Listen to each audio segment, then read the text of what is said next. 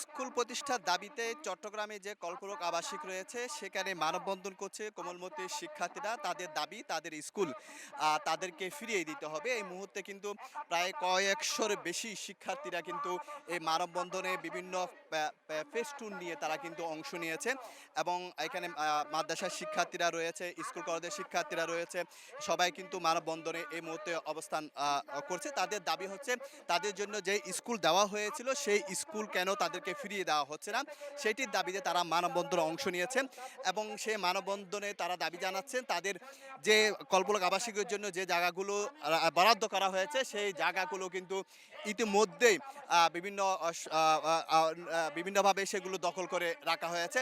সেই দখল করে রাখাতে শিক্ষার্থীরা কিন্তু পড়ালেখা থেকে বঞ্চিত হচ্ছে।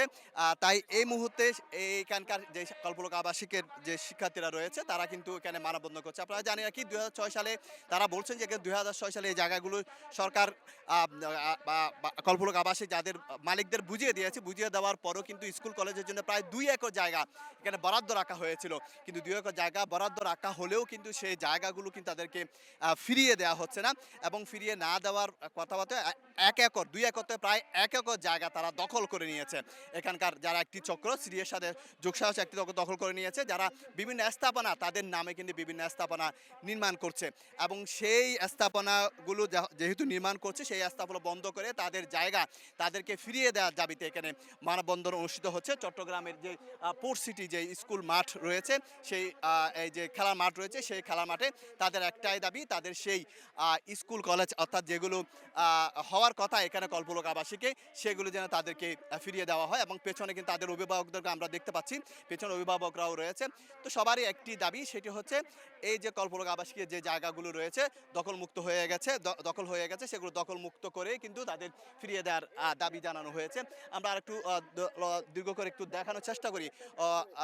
এই যে এই মুহূর্তে আমার ডানে কিন্তু রয়েছে প্রায় এখানে প্রায় ১,৫০০-রও বেশি নানা স্কুল কলেজের শিক্ষার্থীরা তারা অংশ নিয়েছেন এবং তারা অংশ নিয়ে তাদের সেই দাবিগুলো তারা জানাচ্ছেন। আমরা একটু সামনের দিকে যাওয়ার চেষ্টা করি। এই মুহূর্তে কিন্তু চট্টগ্রামের যে কল্পলক আবাসিকের যে খেলা মাঠ রয়েছে সেখানে কিন্তু এই মুহূর্তে আন্দোলন করছেন এবং আন্দোলনে তারা অংশ নিয়েছে প্রায় ১,০০০-এর প্রায় ৫০০-রও বেশি এলাকাবাসী এবং নানা শিক্ষা প্রতিষ্ঠানের শিক্ষার্থীরা এবং কর্মরত শিক্ষা এবং তাদের মূল দাবি হচ্ছে তাদের সে জায়গা ফিরিয়ে দেওয়ার দাবিতে এখানে স্লোগান দেওয়া হচ্ছে এবং সেখানে কিন্তু নেতাকর্মীরাও কিন্তু রয়েছেন।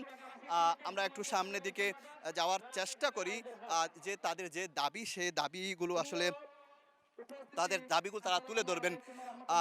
আপনাদের আপনাদের মূল যে কি দাবি আসলে আপনাদের একটু মূল আমাদের মূল দাবি হলো আমাদের মূল দাবি হলো এই কল্পলোক আবাসিকের আমরা যে স্থানে দাঁড়িয়েছি এই পুরো ২ একর জায়গা কল্পলোক প্রতিষ্ঠাকালীন সময়ে আমাদের স্কুল কলেজ খেলার মাঠের জন্য বরাদ্দ ছিল, কিন্তু আওয়ামী ফ্যাসিবাদের দোসর তৎকালীন সিনিয়র চেয়ারম্যান সালাম সাহেব তার আত্মীয় স্বজনদের নামে আমাদের পেছনে ১৩টি প্লট বরাদ্দ দিয়েছে। আরো দুঃখের বিষয়, যেখানে সরকারি স্কুল এবং কলেজ হওয়ার কথা ছিল সেখানে আওয়ামী লীগের আরেক দূষর এনামুল হক শামীমের নামে তার প্রতিষ্ঠান প্রাইভেট ইউনিভার্সিটি ফুড সিটির নামে ১ একর জায়গা অবৈধভাবে অবৈধ লেনদেনের মাধ্যমে বরাদ্দ দিয়েছে। ধন্যবাদ। আমরা একটু আপনাদের কল্পলক আবাসিকের ১ লাখের উপর মানুষের দাবি, সাধারণ মানুষের দাবি। আমাদের এখানে বাড়ি করছি কিন্তু আমাদের ছেলেমেয়েরা পড়ার জন্য কোনো স্কুল হয় নাই। আজকে ২০ বছর এই আবাসিকটা হয়েছে। আমাদের দাবি হচ্ছে যে অবৈধভাবে স্কুলের জায়গাটা বরাদ্দ দিছে পোর্ট সিটিকে। এই দাবি আমরা এটাই স্কুলের জায়গাটা মুক্তি চাই। আমাদের হচ্ছে এখানে বর্তমানে কল্পলকে ৪০,০০০ উপর মানুষ বসবাস করে, কিন্তু দুঃখের বিষয় একটা সরকারি স্কুল নাই। এই জায়গা আমার অবৈধভাবে সিরিয়াল নিয়োগ দিচ্ছে। আমরা অতি দ্রুত আমাদের দ্রুত জায়গাটা দখলমুক্ত করে একটা সরকারি স্কুল প্রতিষ্ঠার জন্য প্রধান প্রতি আমরা আহ্বান জানাচ্ছি। আমাদের মূলত দাবি হচ্ছে কল্পলক আবাসিকে আমরা স্থায়ী বাসিন্দা হয়েও এখানে আমরা সরকারি সুযোগ সুবিধাগুলো পাচ্ছি না। রাস্তাঘাট সহ আমাদের বাচ্চাদেরকে যে এখানে ভালো মন্দ লেখাপড়া করাবো, কলেজ ভার্সিটি সরকারিভাবে হয় নাই এবং কলেজ ভার্সিটির জায়গাগুলো অন্যথায় বরাদ্দ দেওয়া হচ্ছে। এটা থেকে যেন সরকার এই কাজটা যেন না করে আমাদের জায়গাগুলো যেন ফিরিয়ে দেয়। আমরা আরেকজন একটু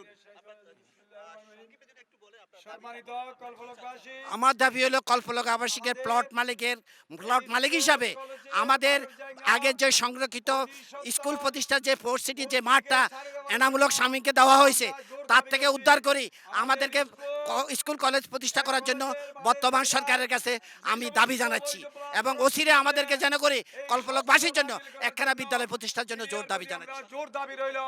আমাদের মূল দাবি হচ্ছে এখানে কোনো প্রাইভেট ইউনিভার্সিটি থাকতে পারবে না। আমরা সরকারিভাবে হোক বা সিডিএর নিয়ন্ত্রণে হোক একটি মানসম্মত শিক্ষা প্রতিষ্ঠান চাই। স্কুলের জায়গায় স্কুল কল্পলাবাসীকে ফেরত দিতে হবে। এখানে মানসম্মত স্কুল করতে হবে সিডিএর আন্ডারে অথবা সরকারি আন্ডারে, কোনো প্রাইভেট ইউনিভার্সিটি এখানে থাকতে পারবে না। সব কিছু মিলিয়ে যেটি বলা যায় এখানে তাদের মূল দাবি হচ্ছে এই স্কুলগুলো পুনরুদ্ধার করে তাদেরকে ফিরিয়ে দিতে হবে, না হলে তারা কিন্তু এই আন্দোলন কিন্তু চালিয়ে যাবে। তারা বলছেন যে এই সিডিএ তাদের আবাসিকবাসীর জন্য এই জায়গা বরাদ্দ দিয়েছে, কিন্তু সেগুলো তা দখল মুক্ত করে দীর্ঘদিন ধরে সেগুলো থেকে ফিরিয়ে দিয়ে এখানে স্কুল নির্মাণের দাবি জানিয়েছেন। এই ছিল আমার কাছে সর্বশেষ তথ্য।